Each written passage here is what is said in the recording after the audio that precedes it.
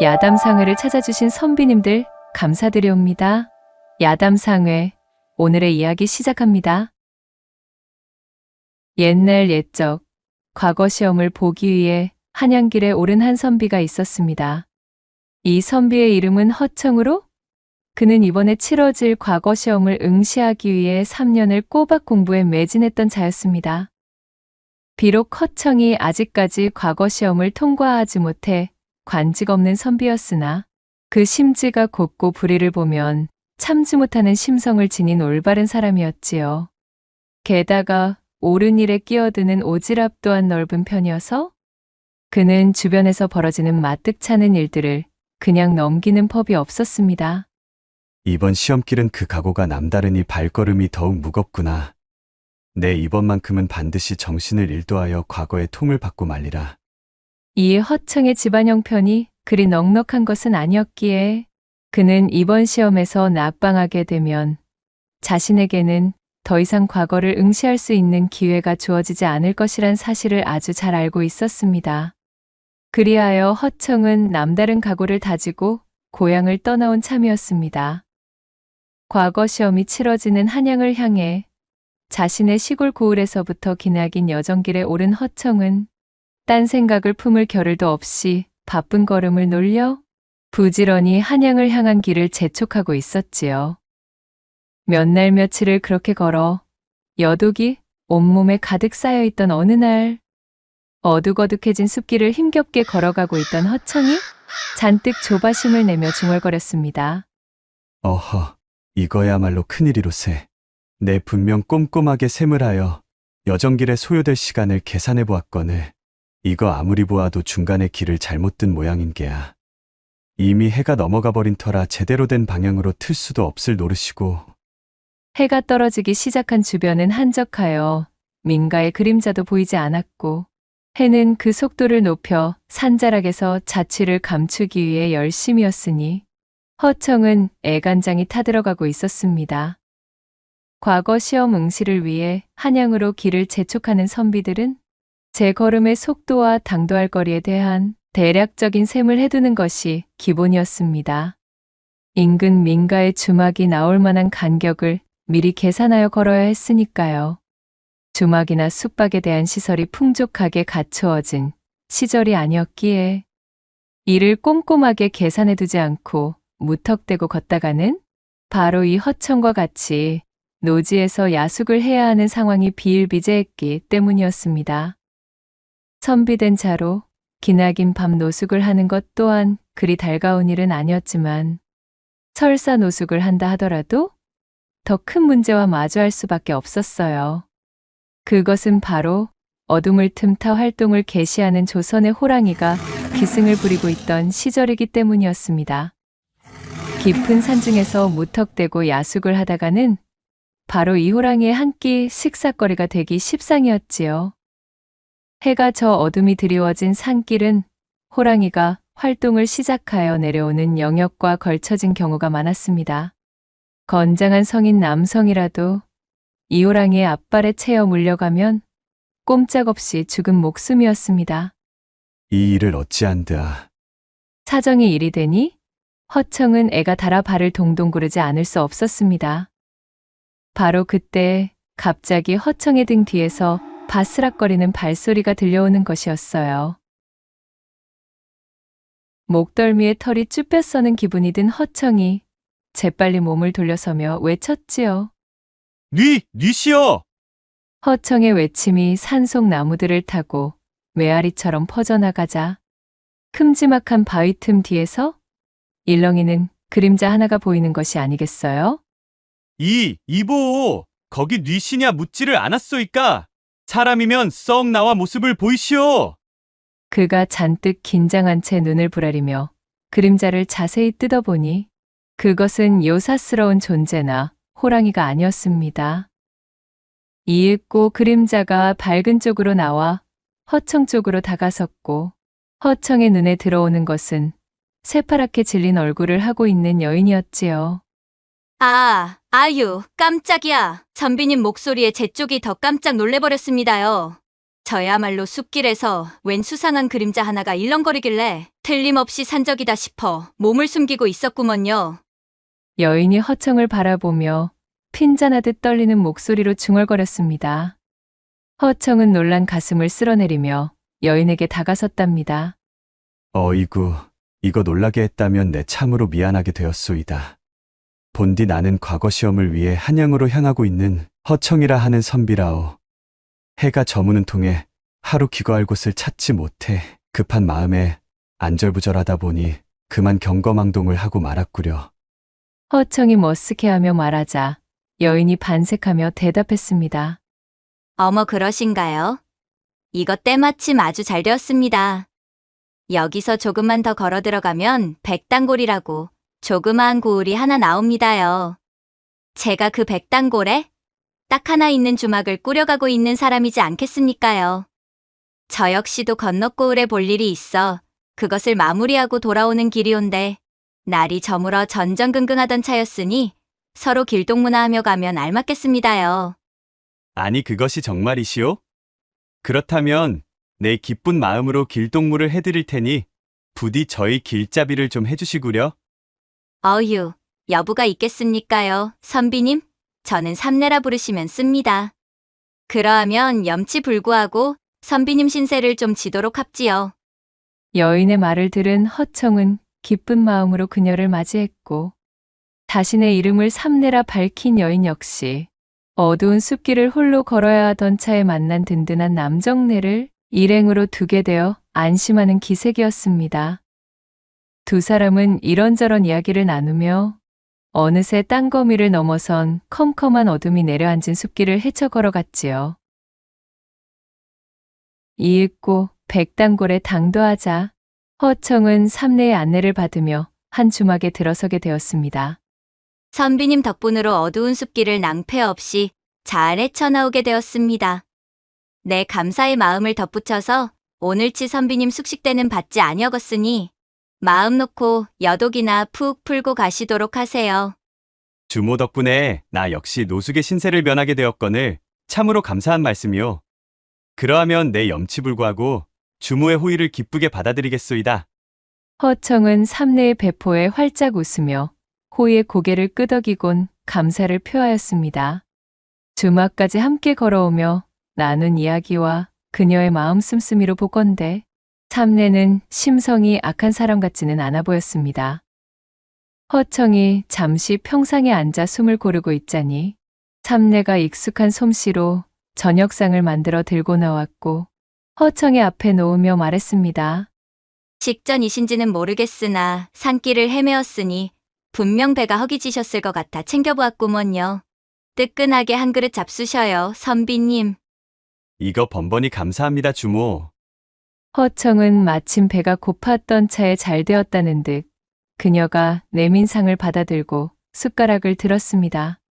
삼내는 허청의 상 옆에 조그마한 호리병과 소반을 내려놓고 허청이 식사를 하는 동안 자신은 홀짝홀짝 술 한 잔을 곁들이기 시작했지요.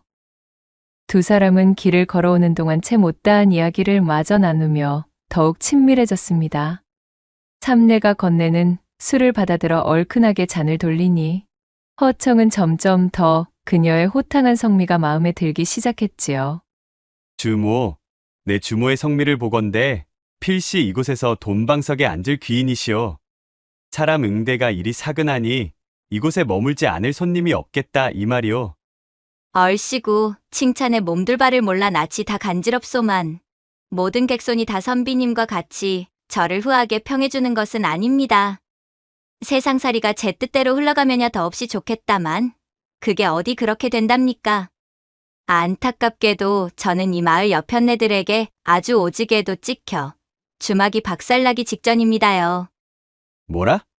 아니 찍히다니? 대체 그것은 또 무슨 소리여? 허청의 물음에 그녀는 땅이 꺼져라 한숨을 내쉬었지요. 허청은 구슬피 늘어놓는 삼내의 이야기에 귀를 기울였습니다. 그녀가 전해주는 이야기를 종합해보니 젊은 나이에 남편과 사별한 삼내는 이런저런 숱한 고생 끝에 겨우 이곳 백단골의 자리를 잡은 이후 마지막이라 생각하고 주막을 세우게 되었던 것이었습니다. 그녀는 본디 상대의 아픔과 연민, 그리고 속 깊이 골아있는 마음들을 읽어내는 재주가 신통했고, 사람을 대할 때 싹싹하고 친절한 응대가 몸에 배어 있었기에, 거기에 매료된 나그네들 덕분으로 나날이 장사가 번창하고 주막이 알려지게 되었지요.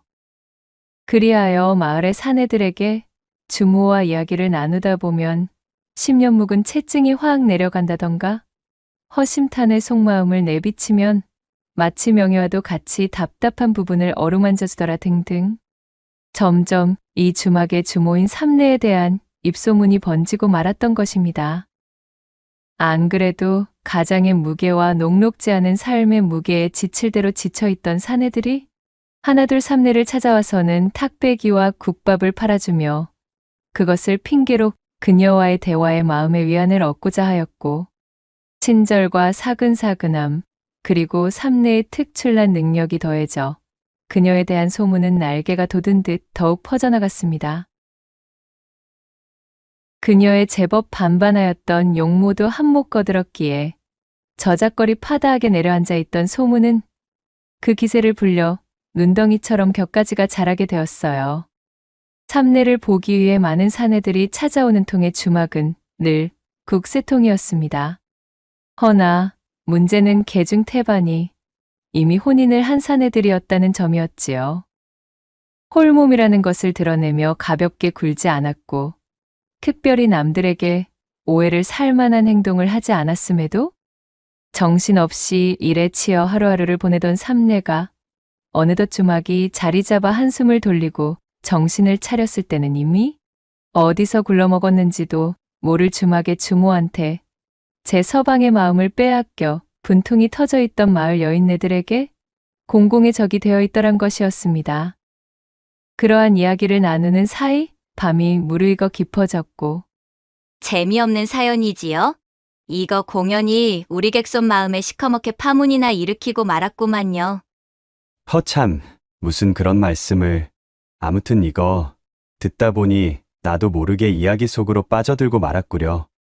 내 짧지만 주모의 품행을 곁에서 느껴본 바 마을 아녀자들의 오해가 쌓이고 쌓여 그리 된 듯 싶소만, 어째 주모 스스로도 꼬여버린 실타래를 풀기 위해 혈안이라는 느낌은 들지 않는구려. 허청의 말에 삼내가 전곡을 찔렀다는 듯 이를 드러내며 웃었습니다. 무릇 아녀자들의 질투심이란 것이 어디 그리 쉽사리 풀린답니까? 그저 시간이 약이라 여기고 넘길 뿐입니다요. 아이고, 나도 참 주책이지. 자, 그럼 선비님, 어서 객방으로 드셔요. 밤 공기가 매우 찹니다.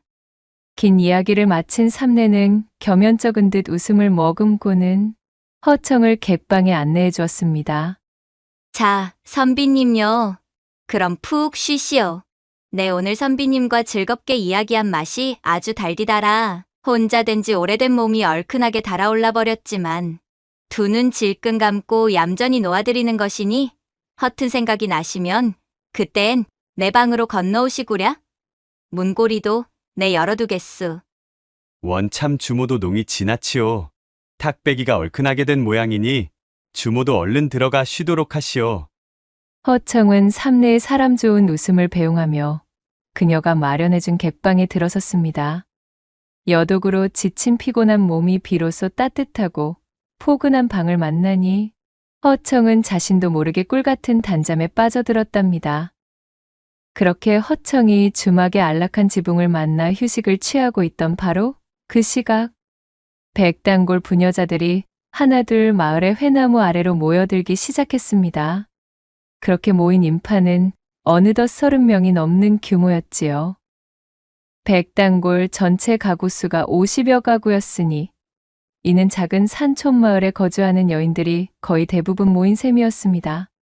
개중 유난히 드세 보이는 한 여인이 자신의 팔을 북북 걷어붙이고는 축대로 번쩍 올라섰습니다. 자, 모두들 아주 잘 모이셨습니다들. 이 자리에 모이신 여러 형님, 아우들, 오늘 일이 우리가 움직이게 된 이유는 모두 잘 알고 있으리라 믿습니다. 깔끔하고 고즈넉하던 우리 고을에 흙탕물 웅덩이를 만드는 미꾸라지 같은 년이 있지요? 바로 저 동박 주막집의 주모 삼내년입니다. 오늘만큼은 기필코 우리가 저 3내년을 요절을 내야만 한단 말이오. 재작년인가 어디서 흘러왔는지도 모를 여편네가 난데없이 동구 밖에 주막을 내더니 이 백단골에는 하루도 바람 잘 날이 없지 않겠습니까? 이 집 저 집 부부싸움이 아주 그칠 날이 없습니다. 그 말을 들은 다른 여인들도 하나둘 맞장구를 치며 외쳤지요. 이참에 아주 주막에 불을 질러 버립시다. 옳거니 그 집 부엌에 있는 술독들을 몽땅 작살내버리고 살림살이도 박살냅시다요. 그년의 손발을 꽁꽁 묶어놓고 구멍을 틀어막아 버립시다. 선선한 바람이 불어오는 단풍의 가을 하늘, 넉넉한 보름달빛을 받아 아름답기만 해야 할 밤 시간이거늘. 회나무에 모인 이 부녀자의 부대는 씩씩대는 콧김을 뿜으며 저마다 살벌한 말들을 입 밖에 뱉는 것으로 대동단결하더니 이윽고는 동구 밖으로 진격하는 것이었습니다. 그렇게 기세 좋게 주막 안까지 들이닥친 부녀자들의 소란에 달콤하게 녹이던 잠이 달아나 버린 허청이 심상치 않은 분위기를 알아차리고 밖으로 나왔지요. 허청을 발견한 한 여인이 그를 손가락으로 가리키며 소리를 질렀습니다. 얼씨구 또 어디서 외간산의 놈을 물어와서는 저리 객방에 넣어놓고 웃음을 팔고 있었구만. 이 여편네를 그냥 두면 아니 될 일입니다. 어디서 저런 궁둥짝이 가벼운 년이 들어와 이 마을의 위계를 뒤흔든단 말입니까? 아까 전 삼내가 읍소하던 대로 과연 아녀자들의 분노가 하늘에 닿아? 흉흉하기 이를 데 없는 기세였습니다. 서슬퍼렇게 외치는 그네들의 난리법석을 잠자코 보고 있던 허청이 팔짱을 낀 채 그들의 동태를 살피고 있었습니다. 모인 여편네들의 분위기가 어째 이대로 두었다가는 필시 삼내가 말한 대로 경을 쳐도 단단히 칠 것만 같았으니까요. 이보시오들 진정들 좀 하시오. 이야기를 듣자 하니 오해가 쌓여 있는 듯한데 말로 해결할 일을 어찌 이리 때로 모여와 겁박을 준단 말이오들. 우리가 진정하게 생겼소. 거 아무것도 모르시는 양반 같으신데 우리들 일에 상관치 마십시오. 허청이 그들을 타일렀으나 아무런 소용이 없었습니다. 이윽고 삼내 역시 마당의 소란을 듣고 제 방에서 걸어 나왔지요. 삼내를 발견한 한 덩치 큰 부녀자가 삼내에게 삿대질을 하며 버럭 대가릴성을 놓았습니다. 3내 내 인연, 내 죄를 내가 알렸다? 그리고는 마치 그것이 신호였다는 듯 부녀자 일행들은 다짜고짜 그녀에게 달려들어 치도곤을 놓기 시작했습니다. 삼내는 이미 각오했다는 듯 그들의 성화에 반항하거나 변명할 생각도 없어 보였습니다. 처연한 표정으로 그저 좋을 대로 하라는 듯 자포자기한 모양새였지요. 그것을 보다 못한 허청이 대노하여 크게 일갈하며 그녀들을 뜯어말렸지요. 아니 이것들 보시오. 이것이 대체 무슨 짓들이오. 도저히 더는 보아줄 수가 없으니 멈추지 않는다면 나 역시 가만히 있지 않을 것이오. 꼿꼿이 서서 밤하늘이 찢어져라 고함을 지르는 허청의 기세에 삼내의 옷을 찢어발기며 그녀를 바닥에 눕히던 백단골 온 동네 여자들이 말 한마디 못하고 어안이 벙벙한 모습으로 멈춰섰습니다. 허청이 분노에 찬 얼굴로 말을 이어나갔지요. 내 자세한 사정을 모르는 외지인이라고는 하나 이것 하나만큼은 잘 알겠소. 여기 이 주모는 댁들에 비해 빼어나게 젊은 것도 아니고 그렇다고 용모가 견줄 수도 없을 수준으로 빼어난 미색도 아니오. 그럼에도 불구하고 당신들의 남편들이 어째서 이 주모의 면을 보기 위해 찾는지 궁금하지 않으시오들? 어찌하여 이 주모와 하룻밤에 인연을 만들지 못하여 안달인지 그대들은 정녕 모르시겠소들? 문제의 본질을 모르고 핵심을 외면하여 애꿎은 주모만 드자비를 하려더니 참으로 내 답답할 뿐이외다. 진정한 문제는 바로 그대들에게 있는 것이오. 씩씩대며 콧김을 뿜던 그들에게 누가 찬물 한 바가지를 끼얹은 듯? 허청의 일갈 앞에 그들은 대꾸 한마디 없이 조용했습니다.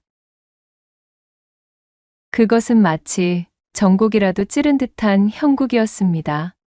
허청은 기세를 몰아 더욱 열변을 토했지요. 한 번씩들 나의 말을 곰곰이 되짚어보고 반문들 해보시오.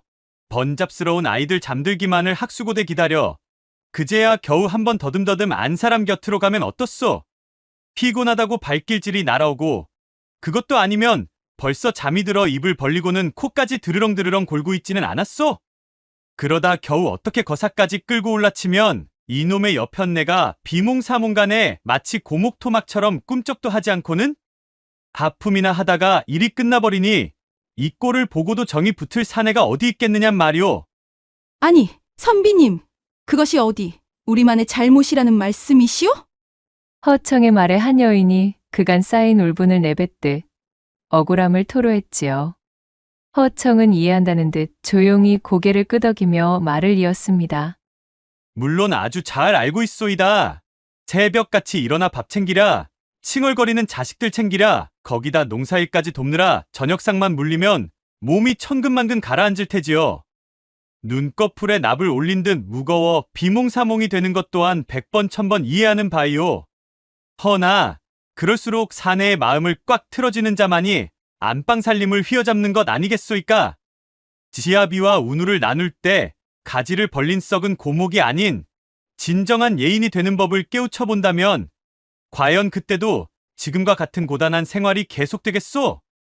허청은 한참 동안이나 마루에 서서 그녀들을 내려다보며 일장훈계를 이어갔고, 처음에는 기세등등하게 들이닥쳤던 부녀자 부대는 마루 아래서 허청을 올려다보며 꿀먹은 벙어리가 되어 있었습니다. 그렇게 찍소리도 안 나오는 사이 허청이 주모를 향해 손짓하며 말했지요. 그리고 그것은 바로 이 주모를 통해 배우면 되는 것입니다. 예로부터 통치를 하는 자는 배움을 게을리하는 자 위에 군림한다 하였소이다.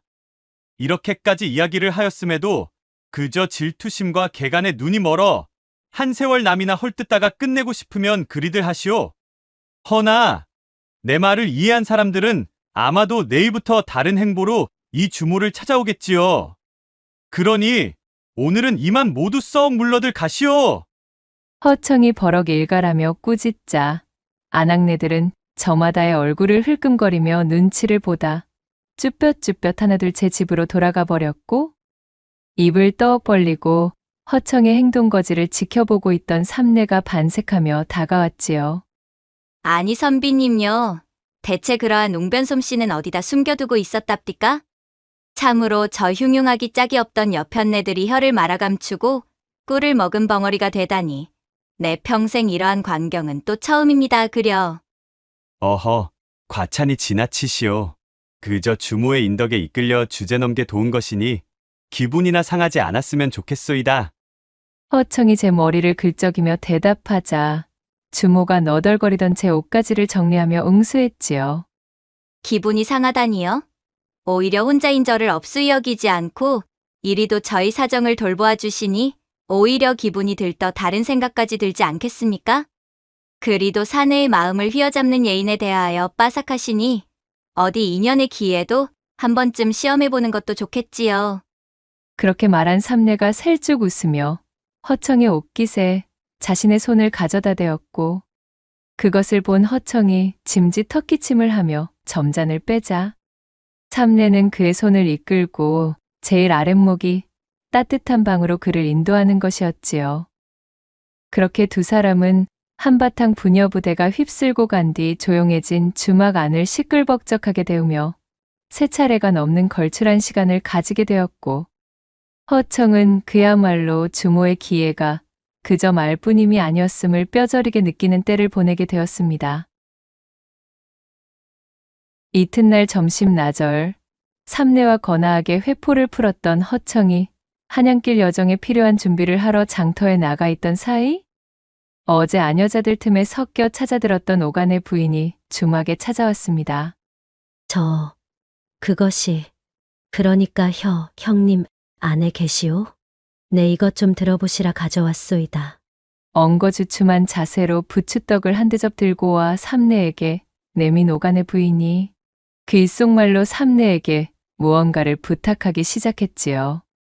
그녀의 귓속말을 가만히 듣고 있던 삼내가 활짝 웃으며 대답하는 것이었습니다. 이거야 원사람도 참. 그리도 나를 미워할 시간에 진작 찾아오지 그랬었나. 그런 것이라면 내 틀림없이 가르쳐 줄 수 있지. 삼내가 씩 웃으며 대답하고는 오간의 부인을 데리고 한참이나 방중술 강의를 펼치는 것이었습니다. 그렇게 강의를 들은 오간의 부인은 얼굴을 벌겋게 물들인 채 기대에 찬 표정으로 삼내에게 연신 인사하며 돌아갔고, 오간의 부인이 가자마자 동구 밖에 40 넘은 서초 씨 부인이 인절미를 싸가지고 주막을 찾아오는 것이었습니다. 아우님 계시는가? 바쁘지 않으면 나 좀 잠깐 봄세. 그녀 역시 겸연쩍은 얼굴로 인절미를 내밀고는 한참 동안이나 삼내에게 개인 교습을 받고 활짝 미소를 지으며 돌아갔지요. 허청의 일갈 속 숨어있던 조언에 눈을 뜨고 이렇게 삼내의 교육을 받고 돌아간 부인들은 그날 이후로 얼굴에 근심이 사라지고 담벼락 너머 집안에서는 웃음꽃이 피어났으며, 또한 부부의 금슬이 눈에 띄게 좋아져 그 집의 사내들은 삼내네 주막에 걸음을 하기는커녕 다른 여자들에게 한눈조차 팔지 않게 되었으니, 삼내만 보면 정신을 못 차리던 사내들이 이젠 자신의 아내만 찾느라 밤이 새는 줄도 모를 정도로 삼내의 쪽집게 강의는 훌륭하고도 전륜했습니다. 이것이 입소문을 타고 무섭게 번져 금세 백당고를 점령하였지요. 며칠이 지나고 허청이 한양길로 나설 시기가 도래하자 주막 앞은 삼내의 강의를 듣기 위해 찾아온 백당골 부인들로 발디딜 틈이 없었습니다. 그녀들의 손에는 입을 것, 먹을 것, 기타 사치품부터 엽전까지 삼내에게 바칠 뇌물들이 한아름 들려 있었습니다. 허청의 말대로 삼내는 어느덧 백당골의 주적에서 베갯머리 일의 해결사로 등극하게 된 것이지요. 그렇게 허청은 삼내를 도와 주막의 번성과 그녀의 안녕을 도모하였고, 삼내는 허청을 은인으로 삼겠다며 과거를 보고 돌아오는 길에 다시 제 주막을 들러준다면 일전의 밤과는 비교도 할 수 없는 묵직한 보은으로 허청에게 보답하리라 약속하며 웃어 보였습니다. 선비님 덕택에 저희 먹고 사는 문제가 안정되었으니 꼭 저와 우리 주막을 기억해 두셨다가 다시 들러주셔요. 선비님을 평생의 은인으로 삼고 방과 음식, 그리고 저까지 대접해 드리겠으니 말이어요. 알겠소. 네 그리 하겠소이다. 자, 주모. 그럼 몸 건강히 잘 지내시오. 허청은 버선발로 마당까지 나와 자신을 배웅해주는 삼내에게 손을 흔들어 인사하고는 한양을 향해 다시금 발걸음을 재촉하였습니다. 그렇게 허청이 한양을 향해 또다시 머나먼 여정에 오른 지 얼마 뒤 또 한 번 걸음의 속도 계산에 실패해버린 허청. 어허, 한 번도 아니고 2번씩이나 일이 낭패를 맞이하다니 나도 참 구제불능이로다. 한밤중 인적 드문 길가에서 노숙을 해야 할 처지가 되자 난색을 표하며 허둥지둥하던 찰나였습니다. 비키시오, 비켜서시오. 그런 허청이 옆으로 웬 근사한 가마 하나가 앞질러 지나가는 것이었지요. 허청이 한쪽으로 비켜서며 가마 안을 흘끗 바라보니 안에는 한 여인이 타고 있었습니다. 가마의 모양새가 서둘러 자신의 집으로 돌아가는 듯한 낌새였지요. 오라, 참으로 다행이로다. 이 앞으로 나아가면 인가가 있나 보구만. 노숙 신세를 면할 수 있다는 기대에 허청은 걸음을 재촉하여 가마를 쫓아가기 시작했습니다. 그렇게 허청이 가마를 쫓아간 지 머지않아 어느 큼지막한 기와집 한 채가 그의 눈앞에 나타나게 되었고, 대문 앞에는 가마꾼과 그 안에 타고 있던 여인의 것으로 보이는 발자국들이 어지럽게 남아있는 것으로 보아 가마의 목적지도 분명 이 집이었음이 틀림없었습니다. 이리 오너라. 과거길을 재촉 중인 한양행의 한선비여. 하룻밤 신세를 부탁하려 하니 부디 문을 열어주시오. 과거 시험 응시생의 선비들이 한양길로 향하는 도중 이렇듯 날이 저물어 묵어갈 곳이 필요할 때 방문하게 되면 응당 손님방을 내어주고 식사를 제공하는 것이 보편적이었습니다. 그것을 허청도 잘 알고 있었기에 나온 행동이었지요. 허청의 목소리를 듣고 대문이 열리며 주인장이 모습을 드러냈습니다. 오호라, 과거길에 오른 선비님이시군요. 자, 고생이 많으십니다. 어서 안으로 드시지요. 허청이 마당으로 들어서며 주인장에게 감사 인사를 전하려 그의 얼굴을 살펴보는데 집주인의 표정에 깊은 수심이 짙은 것이 어쩐지 예산 일이 아닌 듯 보였답니다. 헌데 주인장, 어찌 그리 얼굴에 수심이 가득하십니까? 이거 어쩐지 신뢰를 끼치는 것 같아 마음이 편치 않아 그러합니다. 아니요. 그런 것이 아니외다. 사실은 그것이 말입니다. 주인장은 고개를 저으며 안쪽의 방을 향해 처연한 시선을 던지고는 말을 이었습니다. 공교롭게도 집안에 그리 좋지 않은 우환이 있어 말이지요. 혼인한 지 얼마 되지도 않은 하나뿐인 나의 아들이 그만 정체도 모르는 작자의 손에 죽임을 당하였지 뭡니까? 하염없이 시간만 흐르고 있으나 아직 범인은커녕 작은 단서조차도 잡지 못한 상태라오. 관아에서도 그저 조사 중이니 기다리라는 말만 되풀이하고 있으니 내 너무도 괴로운지라 그것이 얼굴에 씌어 있는 모양이요. 허청은 하필 제 아들의 초상을, 그것도 불미스러운 일을 당한 아들의 초상을 맞이한 주인의 집에 묵게 된 것이 조금 편치 못하였지만 그렇다고 바깥에서 노숙을 해야 할 처지에 만난 지붕이었기에 가릴 처지가 못 되었지요. 이거 참으로 송구스럽습니다. 심려가 크신 분께 더듬 면이 서지 않는군요. 염치불구 집안에 누가 되지 않도록 조용히 묵어가겠습니다. 그렇게 허청은 조금 긴장한 채 이 집에서 하룻밤을 지내게 되었답니다. 참경은 깊어가고 잠자리는 편안했지만 어쩐 일인지 허청은 잠을 이루지 못하고 있었습니다. 한참을 이리저리 뒤척이던 그는 몸을 일으켜 마당으로 나와서 신선한 밤바람을 쐬며 머리를 식히고 있었지요. 헌데 그런 허청의 눈에 수상하기 짝이 없는 그림자 하나가 들어왔습니다. 바로 담벼락을 월담하고 있는 어느 건장한 형체였답니다. 아니 이리도 야심한 시각에 이 무슨 수상하기 짝이 없는. 허청은 놀란 마음에 즉시 사람을 부르려다 말고 퍼뜩 어떤 생각이 미쳐 입을 닫고 조용히 그림자를 쫓기로 마음먹었지요. 분명 이 집안에서 벌어진 우환과 관계가 있으리라 짐작했기 때문이었어요. 그림자는 살금살금 발끝을 세워 조심스럽게 집 안으로 들어가고 있었고 허청 역시도 그림자가 자신을 눈치채지 못하도록 만전을 기해 뒤를 따르고 있는데 이것이 아무리 보아도 그림자가 향하는 방향이 수상한 것이었습니다. 재물을 노리는 도적이었다면 안채의 방향으로 향해야 맞을 것인데 이 그림자는 너무도 익숙하게 별당 쪽을 향하여 확고히 발을 놀리고 있었지요. 노리는 것이 무엇이든 별당이 목적지라는 점은 이 집안의 내부 사정을 잘 알고 있는 자임이 틀림없어 보였답니다. 게다가 그림자가 향한 별당으로 가까이 가니 이 집안에 당도하기 전 허청을 지나쳤던 가마가 문 앞에 놓여 있는 것이 아니겠어요? 가마 안에서 보았던 여인은 정황상 분명 이 집안의 며느리, 즉 죽임을 당한 아들과 혼인하여 과부가 된 여인일 터였습니다. 가마를 확인한 그림자에서 낮은 웃음소리가 들려왔지요.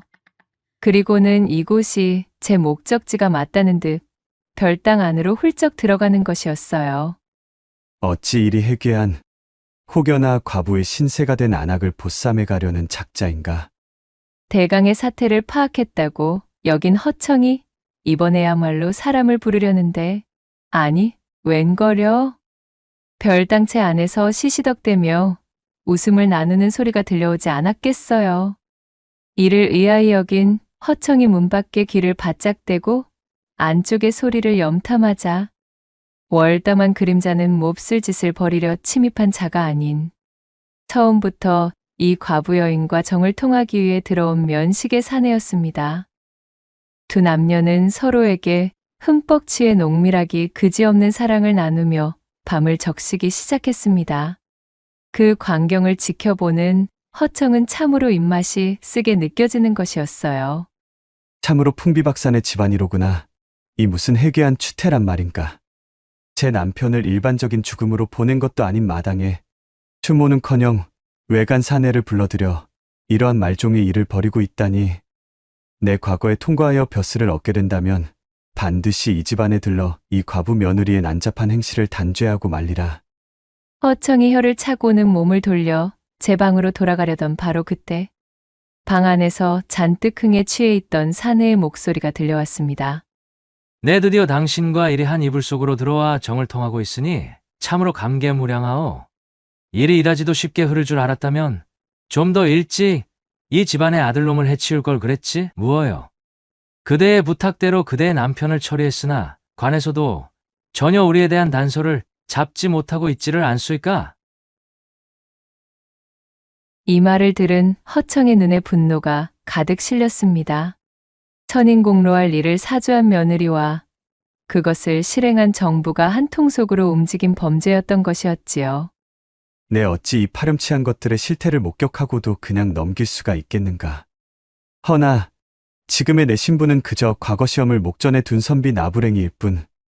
이 사실을 당장 주인장에게 전한다면 분명 일정의 차질이 생길 터이니 허청은 반드시 과거에 합격하여 이곳으로 돌아와 불의를 밝히고 아들의 억울한 죽음을 풀어줄 생각이었습니다.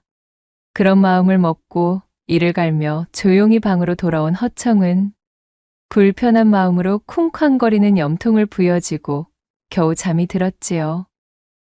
꿈속에서 한양으로 향하는 오솔길을 걷고 있던 허청은 맞은편에서 걸어오는 다른 한 선비를 만나게 되었습니다. 허청과 가까워진 선비가 반갑게 인사를 건네왔어요. 여기에서 유생차림의 선비님을 다 만나보게 되는군요. 한양으로 향하는 분이시오? 예, 그렇소이다. 내 과거 시험을 위하여 한양으로 가는 중이지요.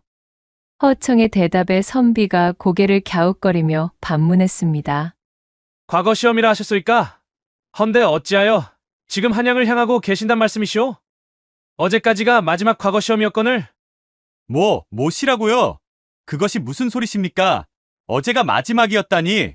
분명 날짜가 아직인 것으로 아는데 그럴 리가 없소이다. 그럴 리가 없다니 무슨 말씀이십니까? 제가 벌써 어제 과거를 치르고 돌아가는 길이니 잘 알고 있지요?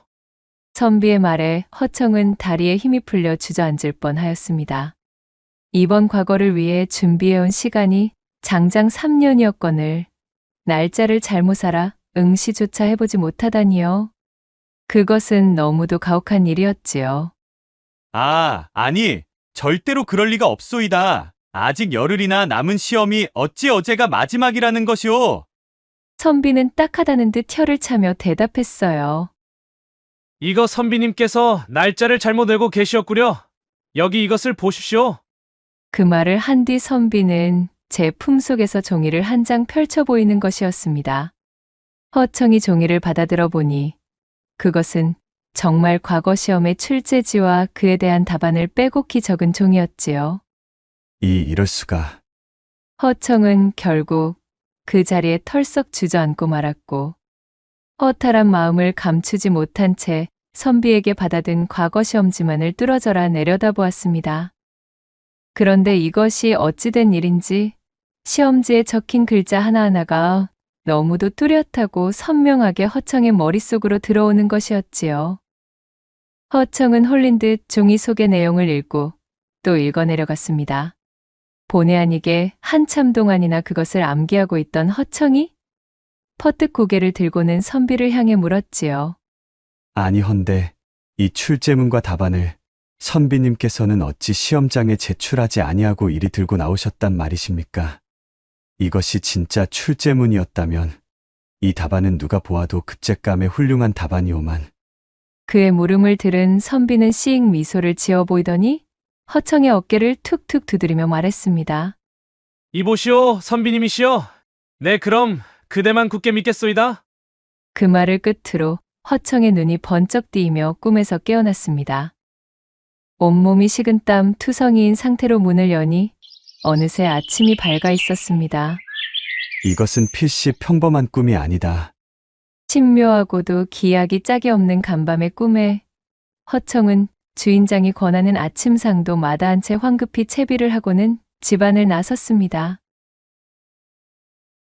그리하여 우여곡절 한양에 당도하게 된 허청은 그 길로 과거 시험의 일정부터 알아보았고 다행히 자신이 알고 있던 그 날짜가 맞았기에 시험까지는 여유가 남아있음을 알게 되었습니다.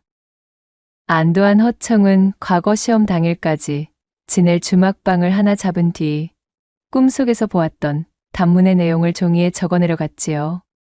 그리고는 뭔가에 홀린 듯 그 내용을 암기하고 또 암기했습니다. 그렇게 과거 시험날이 다가왔고 시험장에서 출제자가 고하는 출제문을 유심히 듣고 보니 과연 꿈속의 선비가 건네준 종이에 적힌 그대로의 문제가 출제된 것이지 뭐겠어요. 토씨 하나 빠지지 않은 그대로의 원문이었습니다. 역시 그러하였구나.